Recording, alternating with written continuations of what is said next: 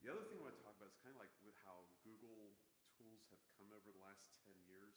How can we as musicians use those tools to simplify our lives or to enhance our lives? Would that be nice?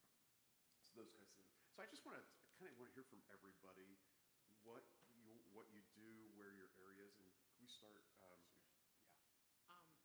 I'm one of the organists at University Lutheran in West Lafayette. Oh, okay. So we're a campus church. Purdue. Okay, yeah. But I have been choir director at other churches and organist, but now I'm just organist. Organist, church music.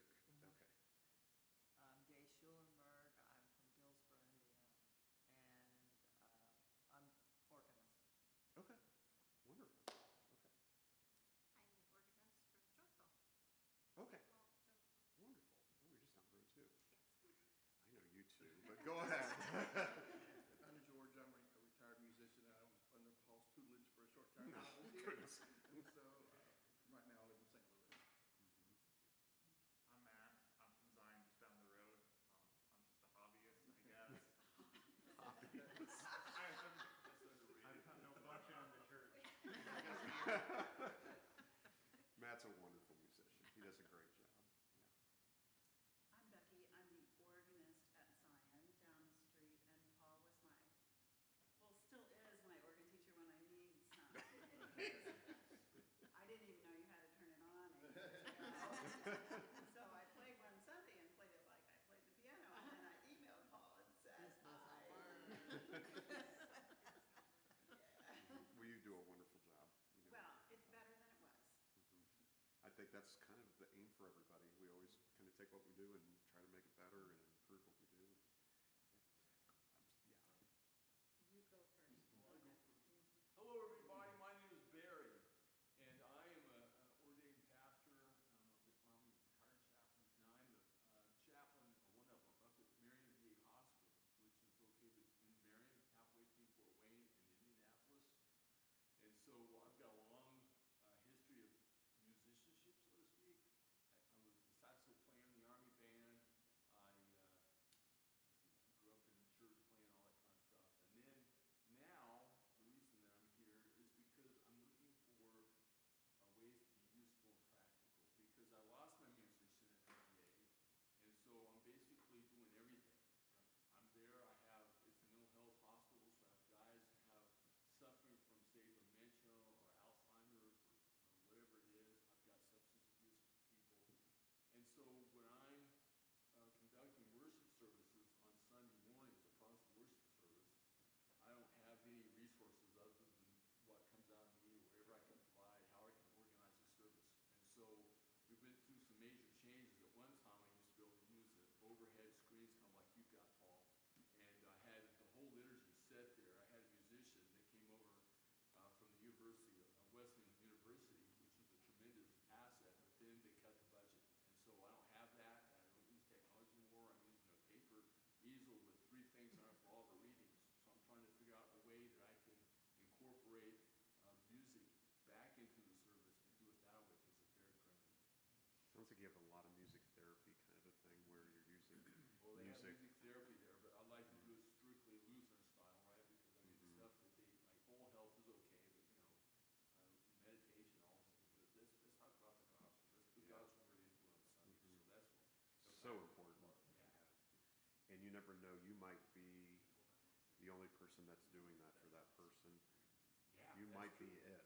And sometimes, you know, it's kind of like amazing too, because a lot of our old veterans are there, and like I mentioned before, they've suffered various combat trauma, whatever, and sometimes with their mental health conditions and their ages, they don't have a lot of good, solid, biblical, foundational comfort. And so, you know, they're struggling with guilt and shame and trying to grow in their faith, and sometimes they have very limited slices of lucidness, and so they'll just kind of fade off in lucid phase, and so we just have to find another way to keep connecting them back into God's Word. Keep up the good work. Wonderful. Pray for them. Pray for me and pray for our veterans. Amen. Wow. Yes. And I'm Mary Malone. Sorry. Okay. And I am just a pew sitter at St. James Lutheran. She sings the mean alto line. Don't let her forget. We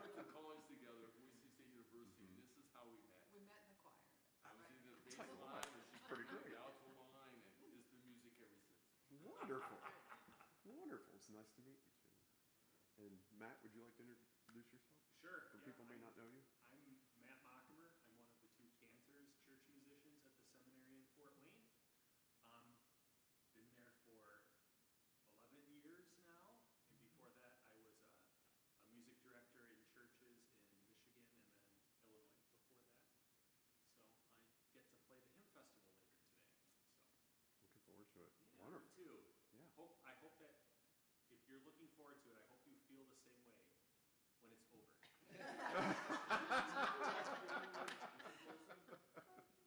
I was there during symposia and did some playing. Kevin Hildebrand is my colleague at the seminary, and he did some playing as well. Yeah. I remember hearing that voice. Oh, wonderful. So we'll go ahead and get started here. I'll just go through some things that I thought might be helpful. Like I said, I'm down the road. I'm the director of church and school music at Emmanuel Lutheran. In the school, I focus on choir, bands, and handbells. Church, organ, choir, handbells. A lot of what I do is building bridges between the church and the school. Or in our case, we have multiple churches going into our school. So how do we send these kids back to their churches and keep them involved? Constant challenge. That is a lot of challenge there. There's an emphasis on the spiritual importance of what we do.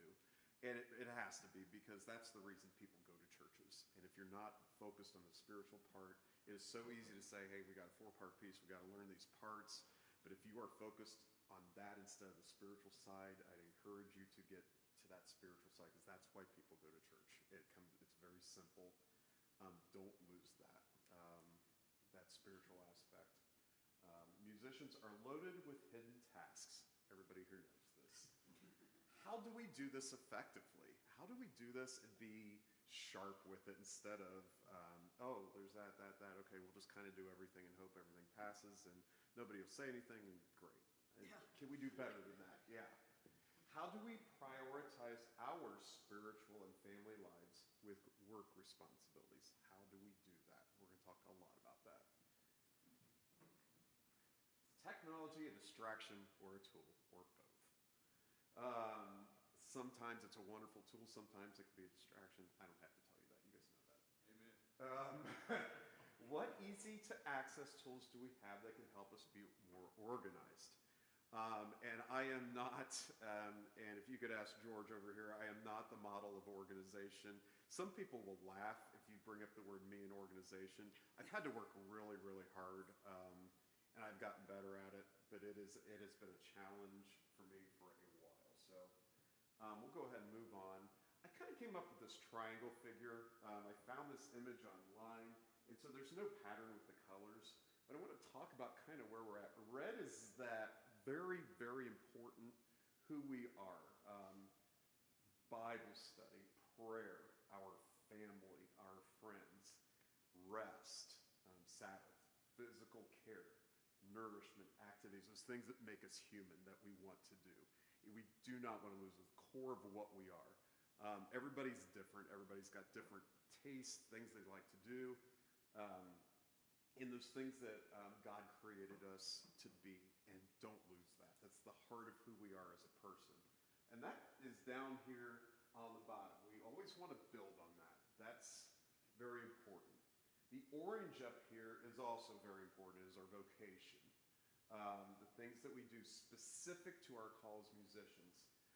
Spiritual care, like you said at the hospitals, caring for those people that we direct.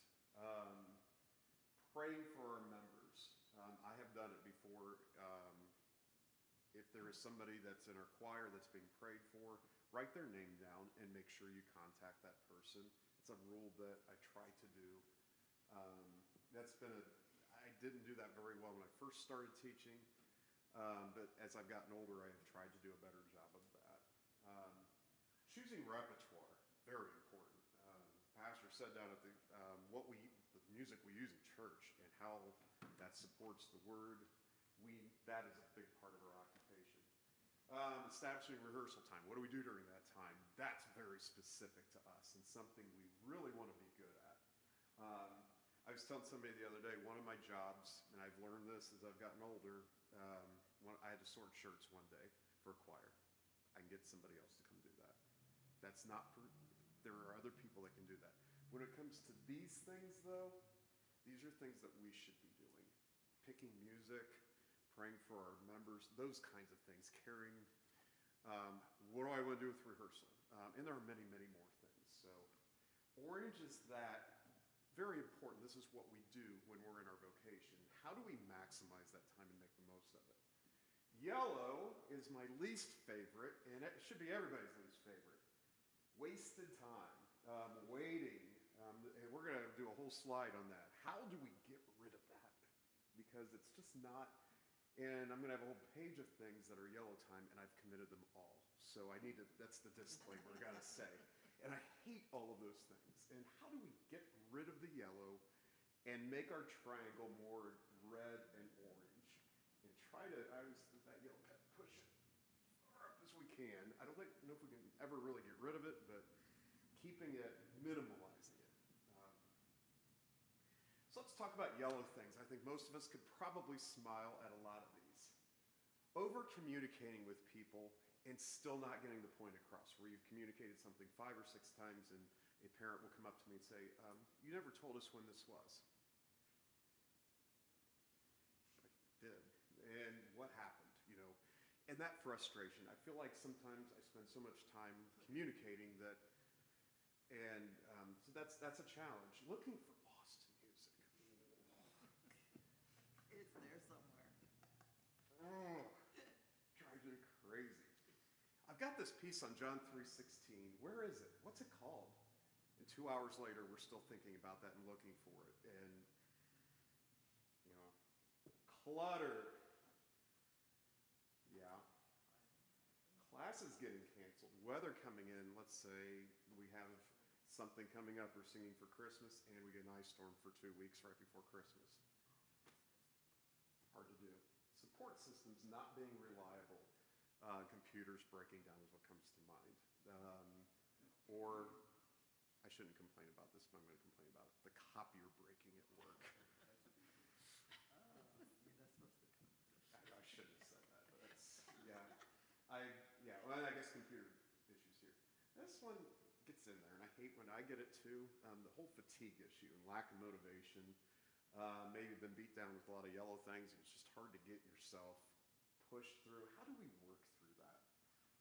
Poor failure processing. If something doesn't go right, taking on this false belief that it's our fault or failures and blah, blah, blah, blah, blah, instead of saying, okay, that didn't go the way I wanted to. How can we adjust so that way next time it's more along the lines of what we want? And having the self-esteem to see that. I had a kidney stone December 23rd.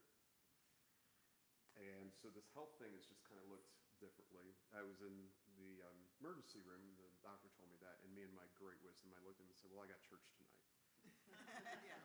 So that, and I basically said, we'll just be out. And he's like, he kind of gave me that look like, it's a week. It was not a 3-hour ordeal. It was a week long. Yeah. Anyway, I drink more water now. Prolonged need for recruiting. We can't get the choir members we want. We're spending hours and hours and hours and hours trying to find people. How do we cut down on that? What was I supposed to do today? And I can't remember it. How many of you have been there before? I know I have. I have to remember the day first. Yeah. Yeah. And this one just makes me cringe. Paul, are you here? So-and-so is here to practice with you. Yeah. Paul, I can't make the practice. How do we take all these yellow things and try to minimize it? So we're going to talk about that today. What parts of my vocation are priorities? So now we're getting to orange level. And definitely, Bible study and prayer. That is something that's got to be the very top of the mountain. That's what we do. Or I should say the bottom of the mountain. That's what we base on what we do. Our health. Practicing. Can we get into practice more? Challenging. Selecting the correct music. How do we handle big events? Handling audition events. We have all region band, and every year we have kids that are told they did not make it. How do we speak to those people, particularly the ones that don't get? It's easy to tell the student, hey, you got selected. Everybody's happy, great. What about the kid that didn't get selected? And how do we speak to that person? this one, I have tried, this is a one-on-one student instruction time. How do we get more of that? Preparing for rehearsal, providing prayer and encouragement for musicians, I guess that would be up there too. Arranging music for the parish musicians. So we have so-and-so and so-and-so is going to be here. What do we pick for them? And sometimes it means arranging something maybe. I don't know. Worship planning, providing lessons for dedicated students. These are very important vocation things that we do. Things that are very important to what our job is. Things that we, those are not things I would really want to delegate. I can't think of anything on there I'd want to delegate. Those are us kind of things. And so I want to put a lot of time in on this as what we do. And keep the yellow out as much as possible. So these are some things that I do to help me get through the day. I started doing this Google Keep thing. Before that, it was the old legal pad with the yellow sheets and the writing things, cross them off. I did that for years. And I found that you could basically do a yellow pad on your phone. And you put them on there. When you're done, you tap it. It's gone. Does anybody use that? It's really nice. Sticky notes on the laptop, too.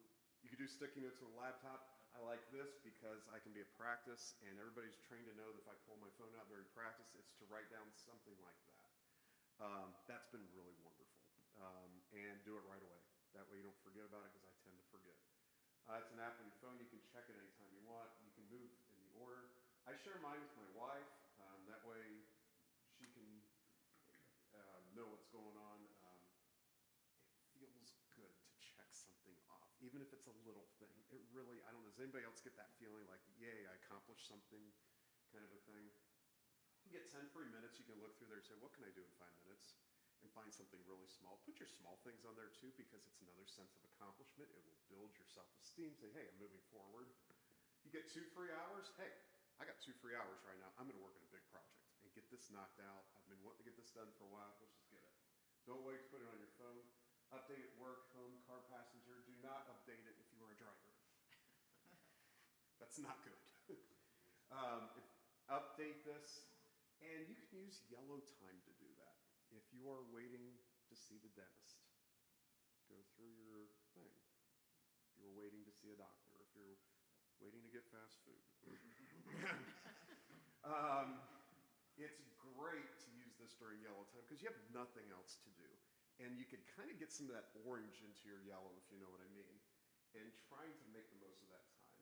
I try to get every morning, I try to get time for this so that I don't forget something and say, okay, what's a priority today?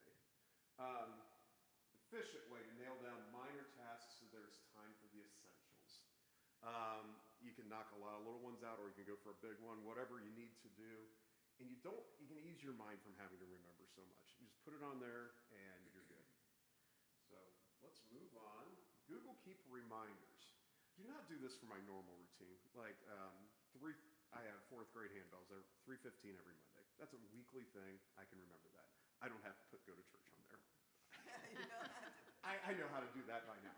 But when I have soloists that are coming in one time for a practice and I forget, if I have a couple coming in, they want to get married and they want to meet about music, those are things I forget. Those are struggles for me. And so I'll put that kind of thing on there. There's my dentist thing, blood work, Indiana District presentation, kind of get my things written down. It tells me if I'm double booking or not. I've had that happen before, and I was like, oh, I need to change things so I'm not double booked. Checking, I check this usually once, maybe twice a day, just to make sure I get to everything I'm supposed to get to. It eases your mind as well. So it just kind of keeps you, and you have your phone on everywhere you go. So you can always check your phone, see how you're doing. Summer soloists. We're going to get kind of into what Google does well. I'm old enough to remember I started teaching 2003, and computers were so slow at my school that basically there were kids that were taking out books and reading them as they were waiting to log in. I think most of you remember that. It's just changed a lot now. So one of the things we have at our church, we have summer soloists, and so we have our Sundays written down. And so what I do is I put the dates down. I do not put the musicians down. I will send this out to our choirs and whoever. I let them sign that up. And so they can put when they're available for a Sunday. I also let them put the services they would like to sing at. But then my job is here, selection. That's very, very specific to what we do. You select the piece, but then take the headache of scheduling people off your plate. Let them do that. Don't put yourself into that, because that is a headache. Send the sheet out, and if you don't want people there, then I was on vacation this week, so I just put the big old gray bar across. Not going to have anything that week. And that has really helped me because it puts it on the musician. That's something they can do. They can sign up. And if you have something special at a service and you want to say who's going to be at that service, well, just put it in yourself and say this is what we're going to do at this service. I like this because then I can share it with our school, with our church secretary. I can share it with our pastor. Everybody knows what's going on in real time. This is all real-time updates. First come, first serve for the musicians. That has really helped me a lot. And then if I need to rehearse with somebody, I'll put it on my Google Remind, rehearse with so-and-so. And it's that you set it and forget it, just like that set it and forget it guy. I forget that commercial anyway, but that's a bad joke. Come out looking really organized. And I don't have to tell the pastor or the church secretary, hey, we had to change this. They can just look at that and see it. If it's something late, I'll say something, and then, what do we focus on? Quality rehearsals, correct music, instead of scheduling. And we're doing things that are very specific to us. How do we want to rehearse that person? How do we want to pick music for that person? What difficulty do we want to do? How much time do they have to rehearse? Those are us things.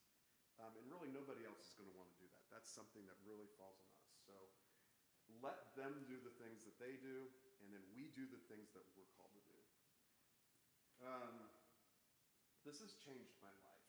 And so I will tell you my whole story with organ, preludes, and postludes. So when I first started teaching and playing the organ in 2003, it was not pretty. I would have the whole pile of books on the organ, and it was there were times it was Sunday morning. I was trying to figure out what I was going to play. Yeah, it's kind of my first year of church music thing. I was not very good. And then I moved here, and at Emmanuel, they want to know that week what you're going to play. And so every Monday morning turned into a dreaded, what am I going to play?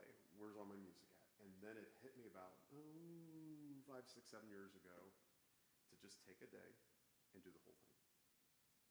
And so what I do now, and June and July are kind of my dead months. I will take a day in June or July and sit there with that. It is a full day, and you're tired at the end. And you go through your books, and you pick the pieces that you want to do, that you think are appropriate, and start plugging them in. And eventually, as you get into the hours, it gets done. The really nice thing, and then what I do is I put in parentheses, so this one is Lord Jesus Christ, dearest Jesus at your word, Paul Mons, so I have the composer, and then in parentheses I put the book, so I know what book to go to. Yeah. I was wondering, do you use this as also an opportunity to collaborate with the pastor? I mean, for example, I don't know if the pastor uses a one-year lectionary or 3-year lectionary. It's 3. So you sit down and say, okay, team, let's get together, and then this is where we're going. We're using the 3-year lectionary. So then you kind of know where he's going, but then do you have regular staff meetings? We do have regular staff. They're, I'd say once a month or so. And a lot of times I'll use my A, B, and C books, worship planning books. I can't think of what the technical name for that is, but I call them the ABC books for 3-year series. I'll use that series. So obviously the bigger ones, Christmas, Thanksgiving, Reformation, those are easier to plan. But then you have to fill in your common days. And those books, you have hymn of the days that are in there. And you could plug it, and so if I want to do a Jesus Priceless Treasure, I know somewhere in there that's a hymn of the day. I'll put that one on that one and get that in. Nice thing about this, you get it done, you send it to your pastor and your secretary, everybody knows what's going on. Let's say you're out of town and you have to take that Sunday off. Well, okay. It costs you, what, 2 minutes? I mean, it's not a big ordeal. Let's say you want to change something. Change it. You have a default there, so you don't have to for me, it's not every Monday morning stressing through what am I going to do this week. Rather, looking at the whole thing, putting it in, pick any day you want, pick a dead time of the year for you, and get it in. That has really helped me a lot. It is also getting me to go through my organ library once a year. The ones I don't use stay in my office. The ones I use stay in the balcony. The ones that are upcoming I will keep them on the organ console. So the organ console is cleaner because I just have a few books out. I have what I need in the balcony. And then once a year, I'll check on all those. So used to, I had a very messy organ console, and this has really helped me to fix that. Yeah, we did that. We did that. What should I play this Sunday? The magical question. Yeah, it helps there. It's easier to overplan. It just is. If you overplan, it's done. You don't have to worry about it. And if you're not going to be there, oh well. You can always just you're avoiding repetition. You're not using a piece 8 times a year. This is once a year you're using a piece. You look really good. You look really organized. And this red one is what's really good. You're focusing on practicing, not selecting music. Yeah, selecting music's important, but to me, I'm not getting enough time here. And this gives you time here. Say, this is what's upcoming. This is where I'm at. If you want to practice 2 weeks out, you have it. You don't have to worry about planning. I think that's really nice. So that has worked well for me. I wish I would have thought about that. Paul? Yeah. First of all, he really does have like it printed and taped up. One day I said, "What is Oh. this?" It's really taped up there. But so 2 questions. Do you ever get up on Sunday morning or middle of the night, Saturday, and just think, oh, you just start feeling whatever it was that you planned to play? And then do your pastors ever decide, well, I'm not going to use these readings for this day? Or you thought like last Sunday could have been Holy Cross Sunday, but does that ever, but it wasn't at Zion. For us, it's rare. It does not happen often. There are times we've had it has not gone well or the way I thought it would go. And that's kind of one of those I'm not going to beat myself up. You did the best you could. But do you stick with your planned voluntaries? I do, Okay. because at that point I've practiced it. They're in the bulletin, and it's not anything that's glaring. Instead of making a big to-do, it's like, okay, next time, and then just making adjustments from there. And if you get up and you're not feeling it, you stick with your plan? I have. It's generally, if you can get enough advance notice and work it through, that's with selection as well. You want to make sure, and that's another good point, don't plan all the Bach trio sonatas in 1 month. You got to be realistic. You got to plan pieces that are going to be realistic for you. If it's too hard, don't plan it. If it's too simple and it doesn't have enough, if it's not very good, it's just overly simplified, which I used to have, but if it's overly simple, don't plan it. Find that area of music that's comfortable for you and plan those pieces. So that was what I would say. Find music that you are comfortable with, if you can. That would be my thoughts on that. Solo ensemble signups. This is hyped. So back in the day, we're back to the old yellow. What time is it? Am I not in lunchtime, am I? Oh, 12. Okay. Back in the day, back to the old yellow legal pad. Solo ensemble practices. Taped it to the choir room door. Everybody signs up for when they want to come in. Then I forget who's coming in. They forget who's coming in. The parents don't even know what their kids are writing down. And I thought there's got to be a better way. So what I do now is I get all the okay, so let's say we have 10 kids going out for solo ensemble. I will email the 10 parents and say, this is when I'm available. And so I put my availability chart. Spots in black are I'm not available. I did something else that I like too. These purple areas every Friday after school are open public rehearsals. So if you don't get signed up, you can always come in on Friday. That has helped me. If you want individuals, parents need to sign up here. And parents are in charge of signing up. I don't send it to the kids. Parents do that. That's really helped a lot because then the parents remember. Day before, I'll say, hey, just a reminder, your child is coming in for practice. We have much better practices now. That has really helped. I also do not send the whole schedule out at once because I have the parent that said I didn't get a chance to sign up. I didn't get the. So usually I do 2 or 3 week chunks. And then I'll say Monday at 8 a.m. I'm going to release 2 more weeks. And then I will announce when I'm releasing more times. That way parents they can see, it gives them a little bit more opportunity if they were late to the party. Night before I can read through and say, okay, who do I have in the morning? And I can go and look. That's nice. I'm not scheduling people. I'm focused, well, we'll get to that down there. Frustrations get avoided. I'm in charge of my availability. What I put on there, it's my call.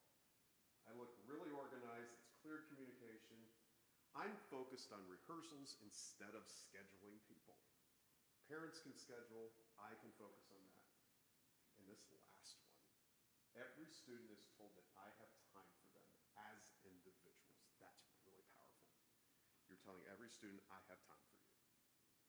It's their decision. They're going to sign up. So I think that's been helpful. Are you doing a big production? We do a musical or school every year. And I have found my dead times are June and July. I don't have a lot to do. And so just put it all in a Google Drive folder. And when it's time, you can pull it out. That's really helped. So you're taking a busy time of the year, which is usually November, which is very busy, and moving it to June or July. If you could shift some of your busy months into your not so busy months, it does help. And so now I'm focusing on the musical instead of the who, what, where, why, and all that. Group me to communicate. Remind app is another good one. So right here is the ILS music reminders. And I'm going to send one out today because children's choir is singing in church Sunday and woodwinds are playing. So I will put something on there, just a reminder, we are singing Sunday. And so there's probably 80, 90 people on that. And so I can instantly remind everybody of what's going on. It's a bit of over-communicating because not everybody on that list has that, but I get everybody at once, send it out, short, sweet, easy. I can sit at home and do that. It's good for form schedules, especially reminders. You can add anthems that you want the group to hear. We did that with choir. We're starting a new anthem. They were having a little trouble with it, so you could just put the CPH link, send it down, they can listen to it. I've had trouble with the email headaches. Did it send? Did I forget someone? Did it go to junk mail? Just had a parent the other day that was all upset with me because we were doing all region band and they didn't get the email. It was in their junk mail. They didn't get it until after the deadline and they're like, why didn't I know about this? So there are still failures that happen, but trying to get those. This is something else I do. Report times for Sunday. So we're in choir and we're adult choir. We're done with peace, and then we have our conversation. What time do we want to meet Sunday? And we'll decide, I'll say 8:30, we have 9 o'clock services. Pull out my phone, go in the group meet, say we are meeting at 8:30 a.m. That way Saturday night, if you forget, which I do, I can go, what time did I say we're reporting? And it's there. And it also is if you weren't at choir practice, it kind of gives them that gentle nudge. Hey, we're singing Sunday, yeah. It does that. So I'm spending less than a minute in communicating with large numbers of people. That's been really helpful for me. And I'm not as good with Remind app, but GroupMe is one that our school uses, and I've gotten used to that. They probably do the same things. This has helped. Websites. So on our school website, parents have this. School choirs, school instrumental. Choirs are here, instrumentals there. Choral classes, instrumental classes. At the beginning of the year, I always have parents saying, when's my kid singing? What are the schedules? How does this work? Just send them a link. They can look at it on their own. It is just easier. And you're not spending time explaining. You explain it once, and they can read. It looks organized, easy to read, quick answers for parents, quick answers for you. Send the link, be done. They'll figure it out. They can do it. Church, it's very similar. Church website, this is the adult choir one. Task the choir, who should be in the choir, rehearsals, letter, all they really need. Same thing, look organized, everything's ready to go, quick answers. You have control of what people see on their phones, which is nice. Okay, this is help too. Couple comes in, they want to get married, they want to know what music, and the old Paul would have drug all his books out, go to the piano and play. I did that for years, and I changed. I decided one summer to really put a lot of time on the website and put all these recordings together, and it has been wonderful. So when a couple says, hey, we're getting married, I say, congratulations, here's a website, listen to these selections. When you know what you want, we'll have a meeting. And so they can do all that listening, and then they come in to meet with me, and a lot of times they come in, I want this, this, this, this, and this, we're done in 15 minutes. It is easier. I'm not having to keep track of that music. I'm not having to keep track of just keeping all those songs in my head, because a lot of them are hard to keep in my head. But quick meetings with people, and you can sit down and just go through what you want to go through. Soloists or the bridesmaids, or their who knows what else, but or their soloists. That's a big one, where you're gonna have instrumentalists, that kind of thing. So I'm spending limited time planning with a couple that had as much time as they wanted to listen. I'll say that again. I'm spending limited time planning with a couple that had as much time as they wanted to listen and plan on their own. That has been very helpful. Okay. The entire year on one piece of paper, yes. Most people do not use that. I do, though. And it's a two-sided piece of paper. So I'll start with August, go into end of December, and then I'll flip it around and do the rest of the school year. I say that I do that so everybody knows the schedule, but it keeps me on track. So I know what I'm doing. And I get to look at that in June, July. Helps me determine the year, send to everyone. 1% will read it, but they will thank you. The people that like this also are the planners. You know, those people that like to put every day note, they like this kind of thing. Group me are for the people that are not planners, that want to be reminded, yeah. And there are definitely both types, and that's okay. I put this on my webpage, and I share it on my group me so everybody knows. I also make individual schedules. Everyone knows what's happening. Easy, our secretary likes this because she could just take her ruler. She knows what's coming up. Yes, people that want to sing solos, I will send this to them and say, these are availabilities, and one of those charts is for solos. So basically, date, church year event or school event, this is adult choir, children, youth, blah, blah, blah, blah, blah, and then it's just a chart. You can put times in. So I am not spending time during the school year on scheduling. None. It's all done in the summer. That helps. That's helped me anyway.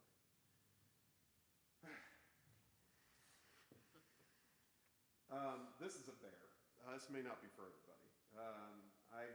I've not done yet, but electronic databases for your choral libraries have been really wonderful. So it's cataloging all your pieces, title, composer, which one is it, the school or the church, voicing, and then I have this keywords at the end. So if it's, let's say, Angels We've Heard on High, I'll put Christmas, I'll put LSB 368. Yeah, that's probably all I would put for that. And then when you're looking for music, you can type in John 3:16. A lot of times I'll just type in John to see if I have anything from the book of John. So if our reading for that day is based on numbers or whatever, you could type that in and see what you have right away. That's been really nice. Some people have great memories and they can memorize 2,000 pieces. I don't have that, but there are people who do.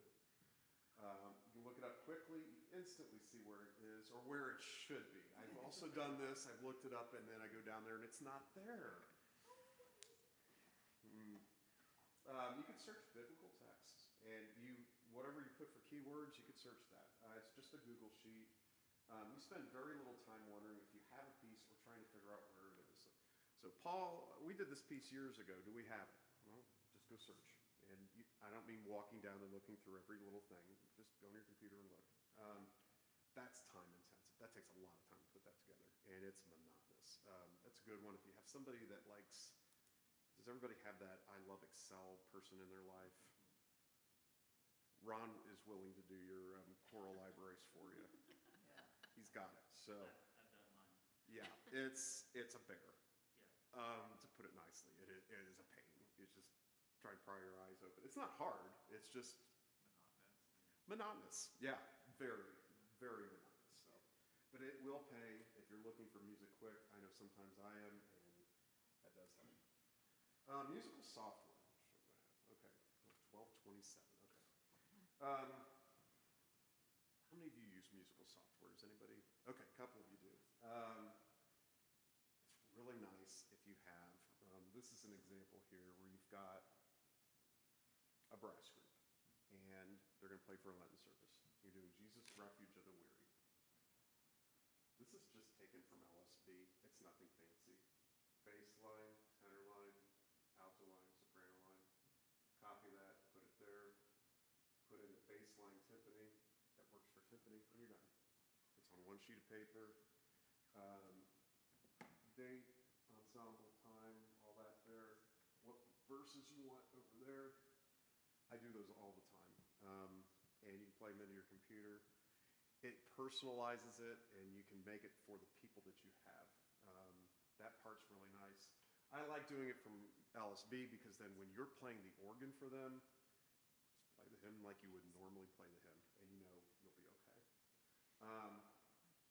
Most music you can get on one page. The Richard Rose things are really nice. Sometimes you get 3 or 4 pages on those. Sometimes I've used those a lot in my earlier days. Sometimes that music was too difficult for some of the people we had, even though it's really nicely written. And so this gives you also a little bit of control. If you want to put a descant in there, you got a high school kid that likes to play descants, but you can make it for that high school kid instead of saying, here's a descant from CPH that might be written for somebody that's more experienced. So what software are you using, Paul? I knew somebody was going to ask that. So there's a big problem with that right now. I have used Finale from like 2000 until, and Matt can talk about this. Finale came out last year after 24 years and said, we're done. No more support after 2025. We're cutting it. Right. It was a Monday morning. I still remember it. I'm like, what? Yep. This is like my bread and butter. I can do it fast. I know it. And so I've been on the Dorico machine, and it has been painful, but How about Finale? Finale's the one that's gone. It's gone. Yeah. It's gone. No, not, okay, not Finale. What's it called? Sibelius, Not Make the- Music, The free one. Muse Score. New Score. You can do that one. And that's kind of personal preference. I went down the Dorico route, and I'm still learning it. Yeah. Dorico has not been too friendly with handbells. That's something that's ongoing. I'm still using Finale for handbells because Finale is really good. I wish it could have been updated, but I think you got to find one that you like, and I don't think it really matters. I think just get one that you're comfortable with. Don't get comfortable with Finale though. Finale, don't start to learn it now because by the time you learn, it's all going to be, yeah, unfortunately. Did you have a question? Okay. No, it used to be, there is an industry standard. Matter of fact, I kind of dabble in that too to keep my music chops up. But what is it? It's like Finale and Dorico and like you said, Hymn Score or Muse Score. Muse Score, yeah. Right? And Muse Score is an open source software, so it runs on Linux, but it's also cross compatible with Windows. Mhm. And also, I think even with Mac, it's been ported to Mac. And there's also another one I found. I kind of was using on my own a while back. It kind of fits on my pad. It's called Muse Scribe or something. Mhm. But basically, you can kind of use your tablet and it plays it. It has all the embedded instruments and stuff in it.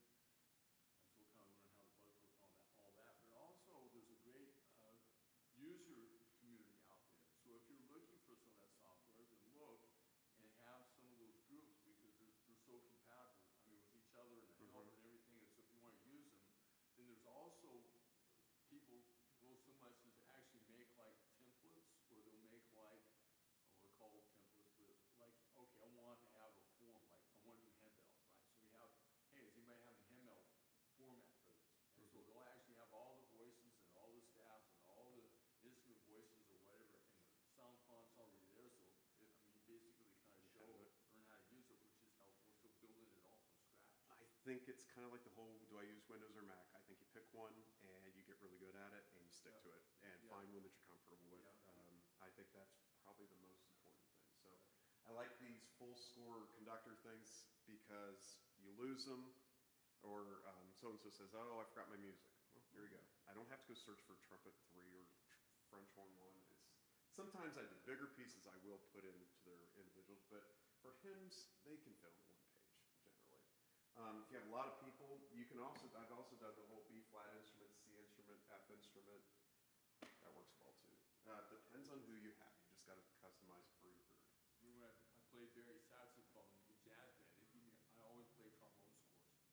Yeah. I mean, that's part of musicianship. You have to learn how to adapt with your instrument, right? This is B flat transpose. There you go. Take it down a step. Got it, yeah. And then this with handbells, you can do the same thing. This is a finale version where they make these really nice handbell use charts with Dorico does not do, or it's really, really hard to do with Dorico. One thing that I did is help members on these are the lyrics that you're supposed to write words on. I just put people's initials. That way they know what handbells they have. They tend to like that. Melody line, and just basically, I'm just putting in chords. This is just an F major chord that's just spread out. The first chord on the first full measure of O Come All Ye Faithful, that one, well, I had that one in F major, even though it's in G. It just fits the chord. Here are the nice things about this. You can fit these on 1 to 2 pages. Range from LSB, it's easy. You learn it quickly. You have 5 people missing from handbells. You can still play the organ, have those people play the bells. It still works because the organ gives the structure. I've had this happen, anthem flops, and handbells have nothing to play. They could still play these because you can just write half notes, half note chords. Handbell people can generally pick those up pretty quickly. Quick learning, sense of accomplishment, gives you a lot of control. We're struggling. I've even gone to whole notes, and those work. Handbells, whole notes, very nice. It works well. You got to make it. If you're going to do that, make it for your people. Don't try to. You don't have to really do anything that's terribly highly difficult. Simple chords can go a long way. So are these the initials of the instruments?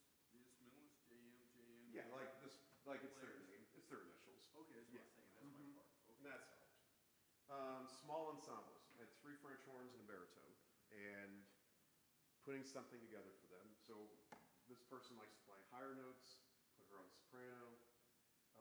Baritone, I put on bass, and then 2 in the middle. They were a little more interchangeable, so I put them in there. And Savior of the Nations Come. You want to do something simple, first Sunday in Advent. And you do want to pick the right key for this one. What I will do is I will do LSB harmonies and then transpose it into a key that works for those instruments. So that way they can be comfortable playing it. And these are easy. Public domain music. You determine the difficulty. You can customize it for what you want.